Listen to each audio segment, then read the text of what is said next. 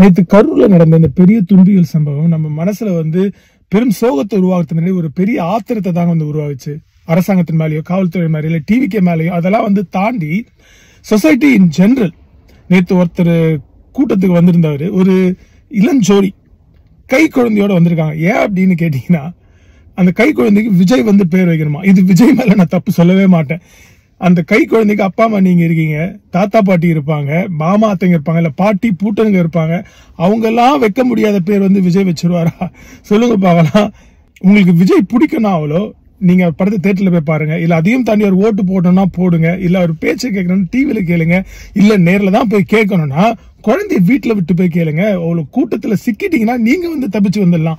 அந்த குழந்தை என்ன பண்ணும் அப்படின்னு பாருங்க, கை குழந்தை. அடுத்தது வந்து காவல்துறையினர். சோ உங்களால டிவிகே கேட்ட இடத்த வந்து அப்ரூவ் பண்ண முடியல, ஐ அண்டர்ஸ்டாண்ட். ஆனா நீங்க தேர்வு செஞ்சு டிவிகேக்கு கொடுத்த இடத்த பாருங்க எவ்வளவு குறுகலான தெரு அப்படின்னு. உங்களுக்கு பொலிட்டிக்கல் சைட்ல இருந்து நிறைய பிரஷர் வந்துருக்கலாம், ஓகேங்களா. ஆனா உங்களுடைய வேலை வந்து அன்பயஸ்டா மக்களுக்கு எந்த பாதிப்பும் ஏற்படாத வகையில ஒரு மைதானத்தை தேர்வு செஞ்சு நீங்க கொடுத்துருக்கணும். டிவிகே கிட்ட இந்த இடம் வேணும்னா போய் நீங்க பிரச்சாரம் நடத்துங்க, இல்லைன்னா உங்களுக்கு அனுமதி கிடையாது. இதுதான் வந்து காவல்துறையினோட வேலை. இன்னைக்கு பாருங்க, ஒரு 40 உயிர்கிட்ட போயிடுச்சு.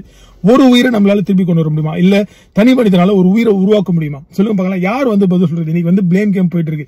நீ பண்ணது தப்பு, நீ பண்ணது தப்புன்னு. ஆனா the buck stops with the police force. law and orderக்கு நீங்க தான் முழுக்க முழுக்க முழுக்க பொறுப்பு. இப்ப யார் வந்து இதுக்கு பொறுப்பேற்று போன உயிரை திருப்பி கொண்டு வர முடியும்? சொல்லுங்க பார்க்கலாம். அடுத்தது வந்து ஈவென்ட் ஆர்கனைசர்ஸ். தமிழக வெற்றி கழகம் இவ்வளவு பெரிய கூட்டம் சேரும்ன்றது உங்களுக்கு வந்து தெரியும். ஆனா போலீஸ் மட்டுமே நம்பிட்டு நாங்க கிரௌட் கண்ட்ரோலுக்கு இருந்தோம் நீங்க வந்து நடச்சிருந்தீங்கன்னா அதனுடைய ஒரு பெரிய முட்டாள்தனம் எதுவுமே வந்து கிடையாது.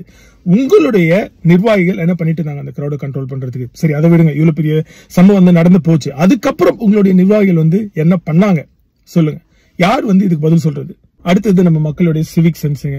இது நிறைய பேர் நிறைய வாட்டி பேசியாச்சு.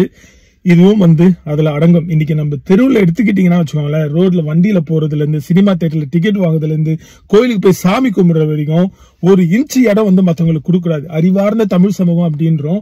இந்த அறிவார்ந்த தமிழ் சமூகம் எப்படி வந்து இவ்வளவு சுயநலமான தமிழ் சமூகமா மாறுச்சு அப்படின்னு வந்து எனக்கு தெரியலங்க.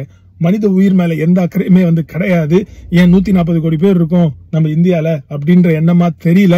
கடவுள் புண்ணியத்தில் தான் வந்து நம்ம நாடு ஓடிட்டு இருக்குது. நீங்க வண்டி எல்லாம் வந்து ஓட்டுற விதத்தை பாத்தீங்கன்னா நம்ம ஊர்ல எப்ப வேணா என்ன வேணா நடக்கலான்ற நிலைமையில தான் வந்து இருக்குது. இந்த zero civic sense. For example, ஒரு சின்ன எக்ஸாம்பிள், ஹைபீம் போட்டுக்கிட்டு வண்டி ஓட்டுறதுல யாருக்கு என்ன லாபம் அப்படின்னு சொல்லுங்க பார்க்கலாம். எதிர்க்க வரவ மேல கொஞ்சமாவது அக்கறை இருந்ததுன்னா ஹைவேஸ்ல விடுங்க. சாதாரணமா நம்ம சிட்டிக்குள்ள ஓட்டுறவங்களே வந்து ஹைபீம் போட்டு வண்டி ஓட்டிட்டு இருக்காங்க. இது மாதிரி ஒரு சுயநலமான தமிழ் சமூகமா எப்படி நம்ம மாறணும் அப்படின்னு வந்து என்னால சொல்ல முடியலங்க. இதுல நம்ம இங்க உட்காந்துக்கிட்டு வந்து தமிழ்நாட்டுல வடக்கணங்களை போயிட்டு மூத்திரம் குடிக்கிற வடக்கணங்க, மாட்டு மூத்திரத்தை குடிக்கிற வடக்கணங்க நம்ம வந்து பேசிட்டு இருக்கோம். இதெல்லாம் நமக்கு தேவையா? சொல்லுங்க பார்க்கலாம். இனிமேலாவது இது மாதிரி குறுகிய தெருவில் இது மாதிரி கூட்டங்கள் நடக்கிறத வந்து தடுத்து நிறுத்துங்க. கூட்டம்னு ஒண்ணு வந்தா பெரிய மைதானத்துல தான் வந்து சேரணும். இனிமேல் போன வாட்டி ஏஷோல நடந்த அந்த விபரீதத்துல இருந்து என்ன கத்துக்கிட்டோன்னு வந்து நமக்கு தெரியல. ஆனா ஒண்ணுங்க, அரசாங்கம் என்ன பண்ணுது அதெல்லாம் தாண்டி மனிதனா பார்த்து திருந்தணும்.